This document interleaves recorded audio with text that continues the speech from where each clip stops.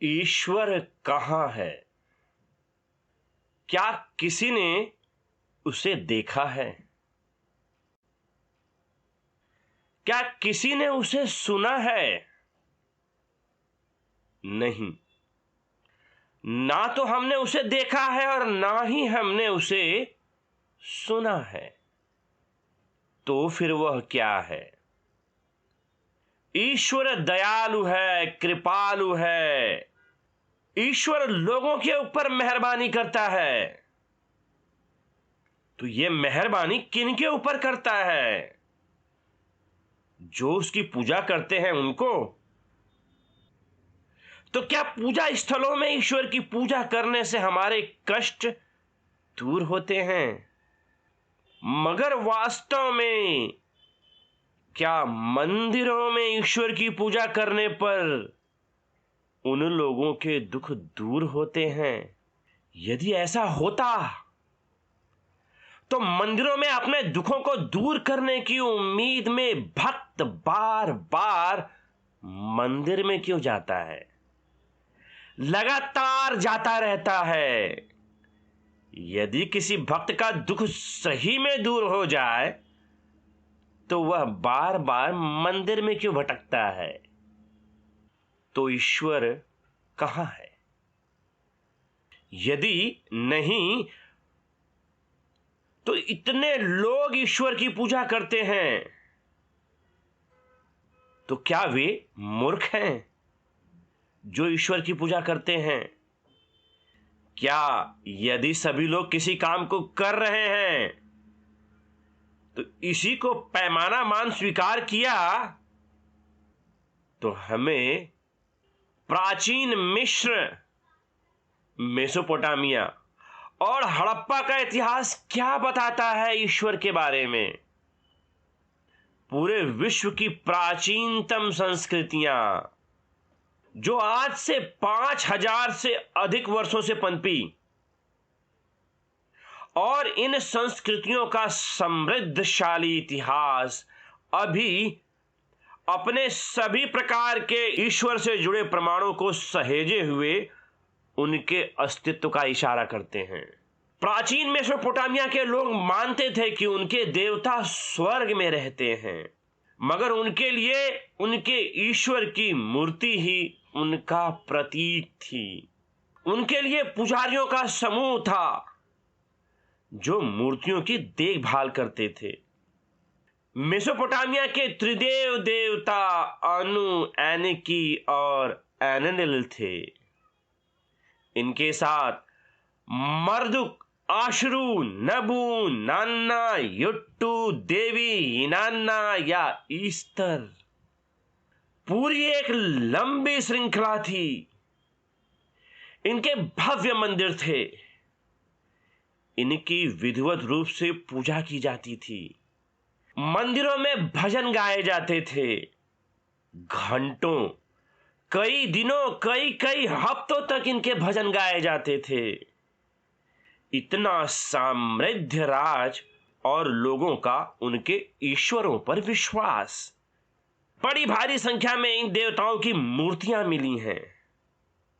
उस समय के लोगों का यही मानना था। यहां से कई टैबलेट पाए गए हैं जिनमें अधिकतर उन देवी देवताओं की स्तुतियां, भजन आदि लिखे गए हैं कि ये उनके ईश्वर हैं और उनकी ही कृपा से सब कुछ हो रहा है। इसी विश्व की प्राचीनतम सभ्यता के करीब दूसरी प्राचीनतम सभ्यता, प्राचीन मिस्र या एनिसेंट इजिप्ट, हमें इनकी भी उत्तम अर्थव्यवस्था और समाज का उदाहरण मिलता है। और इसका अंदाजा यहां के भव्य पिरामिडों से लगाया जा सकता है।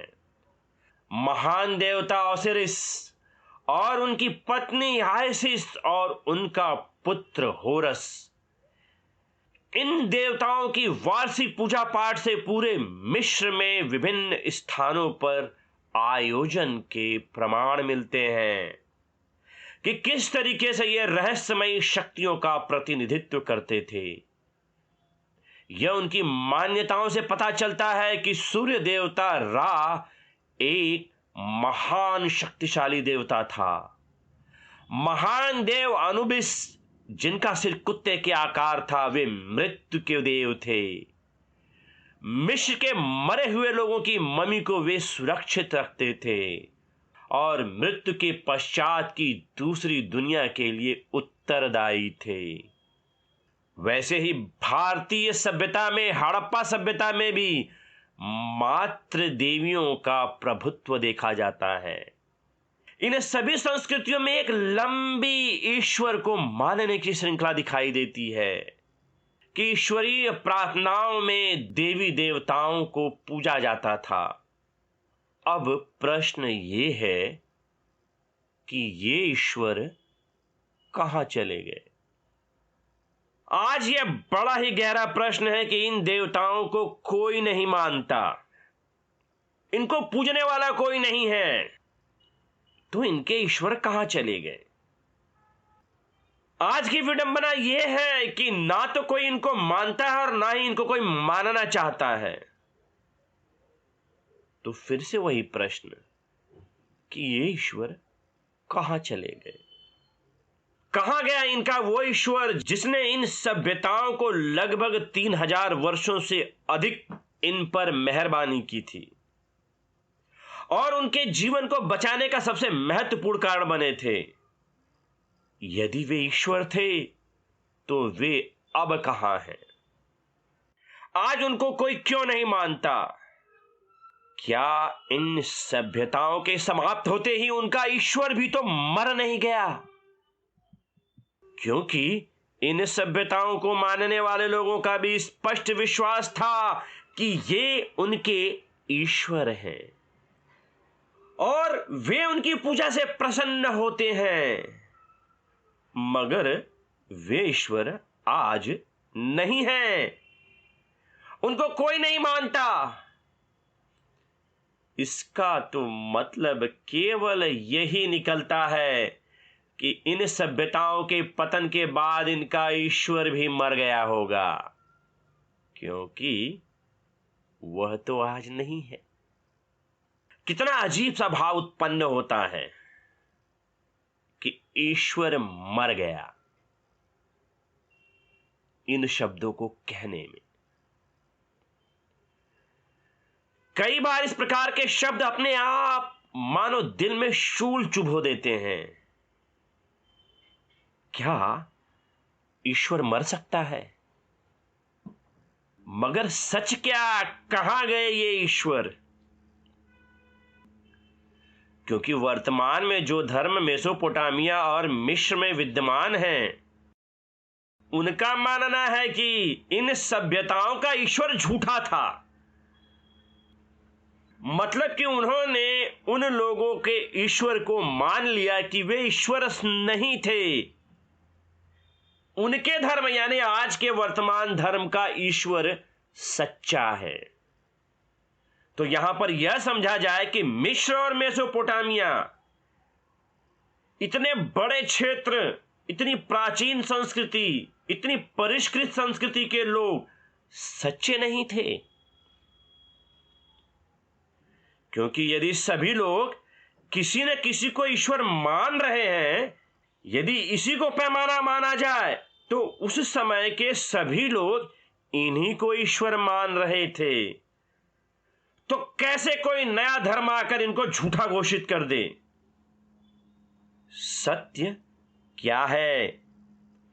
जैसे पुराने धर्मों के ईश्वरों को आज के वर्तमान धर्मों ने झूठा घोषित किया है और अपने धर्म के परमेश्वरों को सच्चा मान रहे हैं, कहीं आने वाली पीढ़ियां भी आज के धर्मों के ईश्वरों को झूठा न मान लें, तब क्या होगा? और क्या आज ईश्वर जिंदा है?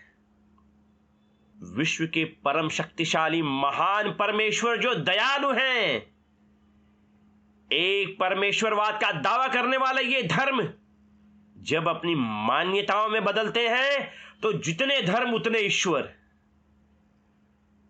और सब ईश्वर अलग अलग। यहां पर दावा किया जाता है कि ईश्वर एक है, मगर व्यवहार अनेक हो जाता है। और स्थिति तब विचित्र हो जाती है जब ईश्वर वाले धर्म एक दूसरे से खतरा उत्पन्न करने लगते हैं। जहां पर धर्म शांति और ईश्वर के दयालु होने का आधार होता है, वहीं पर यही धर्म एक दूसरे के लिए खतरा बन जाते हैं और एक धर्म का व्यक्ति दूसरे धर्म के व्यक्ति को मारकर अपने आप को सुरक्षित बताता है। विश्व के इतिहास में अनगिनत घटनाक्रम मिलते हैं जिनके कारण में ये धर्म ही पाए जाते हैं कि इस धार्मिक उन्माद ने ही समाज को अशांत किया है और वास्तव में इनका हत्यारा भी इनका ईश्वर निकलता है। तो क्या संभव है कि ईश्वर मानवता की हत्या कर सकता है? यदि वह मानवता की हत्या कर सकता है तो वह ईश्वर कैसे? तो फिर ईश्वर कहां है? क्या उस ईश्वर को दिखाई नहीं देता कि उसके नाम पर धर्म के आडंबर चल रहे हैं? जिसे दया का सागर माना जा रहा है वही मानवता की हत्या करता दिखाई देता है। पूरा इतिहास ही प्रमाण है और आज भी जटिल मानव से जुड़ी सभी समस्याओं के पीछे धर्म ही सबसे बड़ा कारण है, जिसने हिंसा को आधार बना अपने आप को सत्य साबित करने की कोशिश की है। तो यदि वो ईश्वर है तो इन्हें रोक क्यों नहीं देता? क्यों धर्म और ईश्वर के नाम पर हत्याएं हो रही हैं? क्या ईश्वर सर्वशक्तिमान होकर दयालु होकर इन्हें रोक नहीं पा रहा है? क्या वास्तव में कहीं ऐसा तो नहीं है कि यह ईश्वर भी मर चुका है, इसलिए वह सुन नहीं पा रहा है? लोग छटपटा रहे हैं, ईश्वर की लगातार पूजा हो रही है, मगर कोई सकारात्मक प्रभाव नहीं है। कहीं ऐसा भी तो है कि ईश्वर कभी था ही नहीं। एक तरफ तो वह दयालु है मगर वह दया नहीं करता, एक तरफ तो वह एक है मगर वह एक नहीं रहता। अलग अलग धर्मों में हमें बांटता रहता है। आखिर यह सब ईश्वर के रहते कैसे हो रहा है? इन धर्मों के ढेर सारे ईश्वर मिलकर भी मानवता को नहीं बचा पा रहे हैं। इसका अर्थ तो यही है कि या तो ईश्वर कभी था ही नहीं, और यदि रहा होगा तो यह अब मर चुका है। क्या इस स्पष्ट सत्य को स्वीकार कर कि ईश्वर मर चुका है, अतः उससे कोई उम्मीद भी छोड़ हम इस जीवन में आगे बढ़ सकते हैं? क्या यह संभव है? क्योंकि यह एक सवाल है कि ईश्वर को मानकर हम केवल एक झूठी और काल्पनिक दुनिया ही देखते हैं और कल्पनाओं की दुनिया पर हकीकत को कैसे रखा जा सकता है?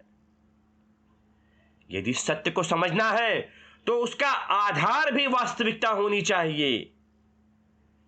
क्या बिना ईश्वर के इस जगत या खुद को समझा जा सकता है? क्योंकि यह ईश्वर देखा जाता है कि इस दुनिया में जीवन को ही भटका देता है और इसका उपयोग हिंसा, द्वेष, हत्या व एक दूसरे के ऊपर नियंत्रण करने के लिए किया जाता है। तो क्या यह संभव है कि इस जगत को, इस खुद को बिना ईश्वर के समझा जा सकता है? यह आज की वास्तविकता है। यदि ईश्वर था तो भी वह मर चुका है।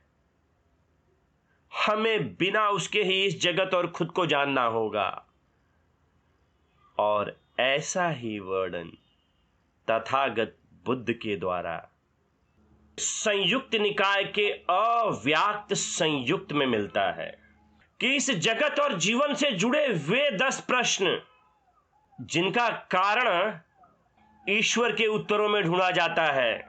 बुद्ध कहते हैं कि धर्म को बिना किसी देवता या ईश्वर जैसी सत्ता के बगैर धारण करना। हमें वह धर्म धारण करना चाहिए जो बिना ईश्वर का हो। तो क्या यह संभव है?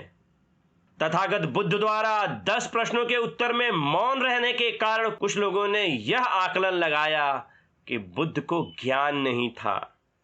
मगर जो धर्म इन 10 प्रश्नों के उत्तर होने का दावा करते हैं, क्या उनके उत्तर प्रमाणित सत्य हैं? धर्मों की श्रेष्ठता दावा करने वाले धर्म अपनी श्रेष्ठता की दौड़ में वे अपने आप को जहां पर बुद्ध ने रोका था रोक नहीं पाए। यह ठीक वैसी हालत है कि इन 10 प्रश्नों के उत्तर में धर्म की अंधी दौड़ में तथागत ने पहले ही सम्यक दृष्टि प्राप्त कर ली थी और उन्होंने इस बात को स्वीकार कर लिया कि इन 10 प्रश्नों का उत्तर देना ठीक नहीं है। कि इन 10 प्रश्नों का उत्तर देना ठीक उसी प्रकार है जैसे मार्ग में आप चल रहे हैं और एक बड़ा गड्ढा आपको आकृष्ट कर रहा है। आपको लग रहा है कि सत्य उसमें ही छुपा है। जहां पर बुद्ध सम्यक दृष्टि से उन्होंने प्राप्त किया कि नहीं, उस गड्ढे में कूदना सही नहीं है। यदि किसी प्रश्न का उत्तर संभव ना हो तो उसे स्वीकार कर लेना चाहिए। मगर बाकी धर्म सर्वज्ञान संपन्न होने के चक्कर में उस गड्ढे में कूद गए और उस गंदगी को लपेट कर आ गए, जिससे केवल भ्रम उत्पन्न हुआ। वहीं पर बुद्ध ने इन प्रश्नों के उत्तर में रुकना बेहतर समझा। बुद्ध का इन प्रश्नों का उत्तर न देना उन्हें उन बुराइयों से बचा ले गया जहां पर अन्य धर्म भटक गए। यदि आप भी प्रयास करना चाहते हैं तो इन 10 प्रश्नों के उत्तर देने की कृपा करें। और यदि आप इन प्रश्नों के उत्तर ढूंढने में सफल हो गए तो ध्यान रखिएगा, वो केवल कल्पनाओं पर आधारित होगा। जब भी आपसे प्रमाणों का स्पष्टीकरण मांगा जाएगा तब आपके पास में कोई प्रमाण नहीं होगा। यही कारण है कि जिन धर्मों ने या जिन लोगों ने इन प्रश्नों का उत्तर धर्मों में ढूंढा वो केवल सुंदर कल्पनाएं लेकर आए जो हमें आनंद का अनुभव तो कराती हैं, मगर यह केवल भ्रम है। इसीलिए विभिन्न धर्मों के विचारों में भी इन प्रश्नों के उत्तर में एक रूपता नहीं दिखाई देती है। मृत्यु और उसके बाद का लोक, स्वर्ग, जन्नत, हेवन या नरक, जहन्नुम, हेल, ये केवल सत्य को भटकाते हैं। ये ईश्वर के नाम पर प्रपंच है, कोई प्रमाण नहीं है इनके होने का। इसीलिए बुद्ध इन प्रश्नों के उत्तरों से संतुष्ट नहीं हुए और सबसे विशेष तथागत बुद्ध ने अपने अनुसंधान में यह पाया कि इन प्रश्नों के उत्तर के किए गए प्रयासों का भी कोई सकारात्मक प्रभाव जीवन पर नहीं पड़ता। ये अनर्थ के प्रयास हैं, व्यर्थ के प्रयास हैं जिनका कोई लाभ नहीं होता। जिन लोगों को लगता है कि तथागत बुद्ध ईश्वर जैसी किसी सत्ता को कहीं भी महत्व देते हैं, ये उनका भ्रम है। तथागत बुद्ध ने स्पष्टतः निर्देश दिया है कि ईश्वर को मानने से केवल नुकसान ही होता है और इसी का संदर्भ तथागत बुद्ध मध्यम निकाय के चेतोखिल सूत्र में करते हैं। चित्त के 5 बंधनों के रूप में बुद्ध कहते हैं कि चित्त के अविच्छिन्न 5 बंधन हैं। पहला है काम भोगों में राग, द्वेष, प्रेम, पिपासा, परिदाह तथा तृष्णा का अभाव होना। ऐसे ही काया में, ऐसे ही रूप में और इच्छा अनुसार पेट भर भोजन करके शय्या सुख, करवट का सुख तथा आलस्य का सुख भोगते हुए विहार करना, तथा किसी देव निकाय देव योनि का प्राणिधान करके ब्रह्मचर्य का पालन करना।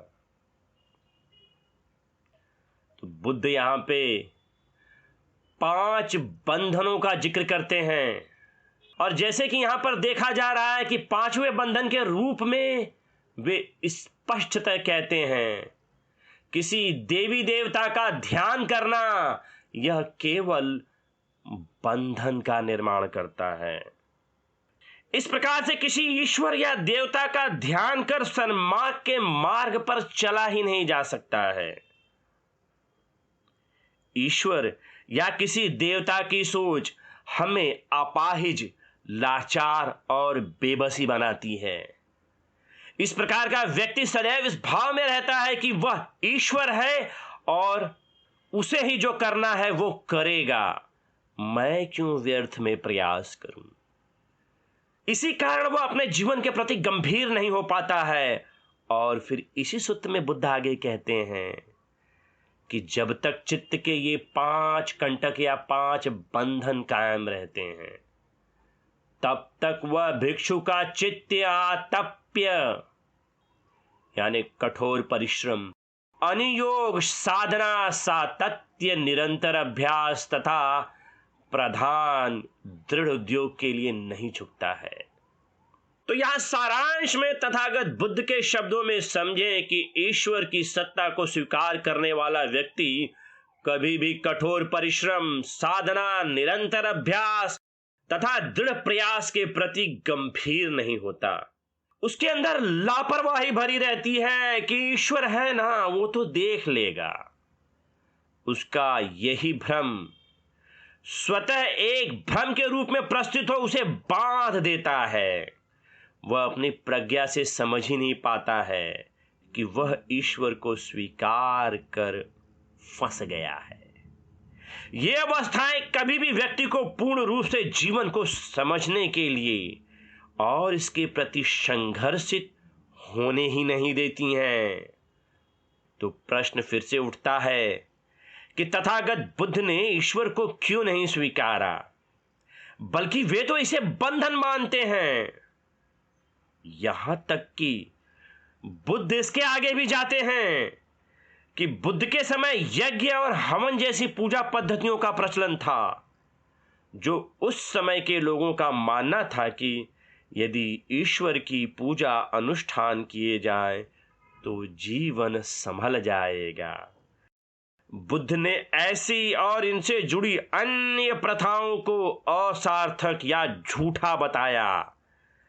इसी तरह के प्रयासों का विरोध करते हुए बुद्ध मध्यम निकाय के महासिंहनाथ सूत्र में कहते हैं कि बुद्ध ने अपने निजी अनुभव के आधार पर कतिपय अन्य दृष्टियों को भी असार्थक बतलाया, जैसे संसरण करने से शुद्धि होती है, उपपत्ति से शुद्धि होती है, आवास से शुद्धि होती है, यज्ञ से शुद्धि होती है, हवन से शुद्धि होती है।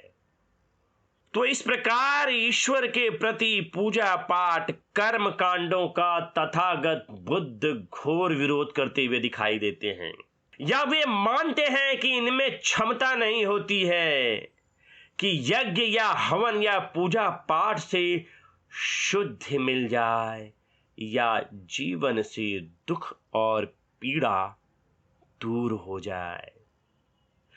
तो बुद्ध के संदेशों में ना तो ईश्वर की सत्ता को स्वीकारा गया है और ना ही उसके लिए किसी भी प्रकार के कर्म कांड या पूजा पाठ, इनसे कोई सार्थक परिणाम नहीं मिलता है, बल्कि बुद्ध अन्य प्रकार के कर्म कांडों को भी व्यर्थ मानते हैं। और ऐसा ही एक वर्णन दिग्ग निकाय के महासिंहनाथ सूत्र में मिलता है। तब अचेल कश्यप ने कहा, अनेक श्रमणों और ब्राह्मणों के तप ऐसे होते हैं जैसे नग्न रहना, आचार विचार छोड़ देना, व्रत करना, भिक्षा व खान पान के बारे में तरह तरह के मापदंड अपनाना, बाहरी वेशभूषा, उठने बैठने सोने के तौर तरीके इत्यादि। यह सुनकर बुद्ध ने कहा कि इस प्रकार का तप करने वाला व्यक्ति शील संपत्ति, चित्त संपत्ति और प्रज्ञा संपत्ति की भावना नहीं कर सकता, न ही इनका साक्षात्कार कर सकता है।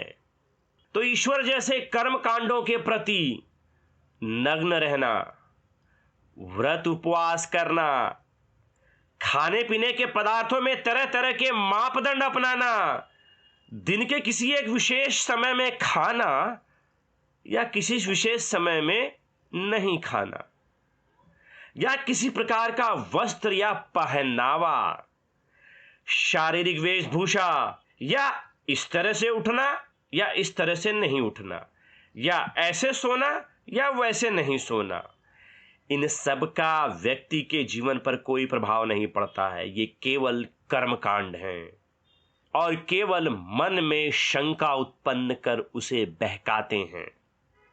कोई ईश्वर या खुदा नहीं है जो इस प्रकार के कर्म कांडों से खुश होता हो या इन्हें ना करने पर नाराज भी होता हो। तथागत बुद्ध के अनुसार कोई सहारा नहीं है, कोई दयालुता नहीं है, कोई ईश्वरीय सत्ता नहीं है।